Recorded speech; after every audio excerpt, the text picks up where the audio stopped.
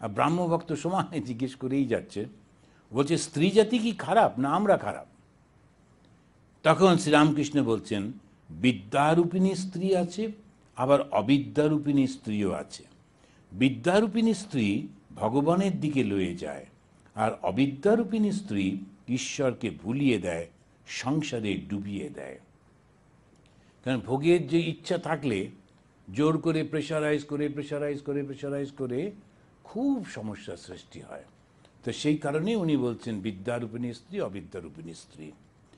এখন স্ত্রীকে যেমন ওইটাইতেই বলছে, আমাদের শ্রী শ্রী চণ্ডীতেও প্রার্থনা করছে, ভার্যাম মনোরমাম দেহি। কেননা সংসারটা তো স্ত্রীর উপরে নির্ভর করে। এবারে সে যদি সমস্ত সময় কিছু না কিছু ডিম্যান্ড করতে থাকে, তো মানুষটা পাগল হয়ে যায়। সেই কারণেতে ঠিক মতো যদি ব্যবহার করেন, তিনি যদি ঠিক বুঝে সুঝিয়ে করেন, তো খুব সুন্দর একটা জীবন হয়। তো সেজন্যই ওটা প্রার্থনা করছে, ভার্যাম মনোরমাম দেহি। তো এখানে উনিও বলছেন বিদ্যারূপিণী স্ত্রী।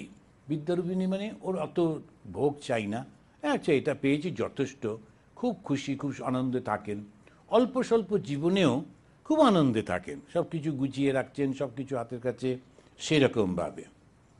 তাঁর মহামায়াতে এই জগৎ সংসার, এই মায়ার ভিতর বিদ্যামায়া অবিদ্যামায়া দুই আছে।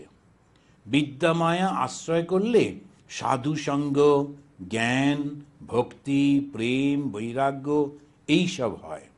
অবিদ্যামায়া এই পঞ্চভূত আর ইন্দ্রিয়ের বিষয়, রূপ, রস, গন্ধ, স্পর্শ, শব্দ, যত ইন্দ্রিয়ের ভোগের জিনিস, এরা ঈশ্বরকে ভুলিয়ে দেয়।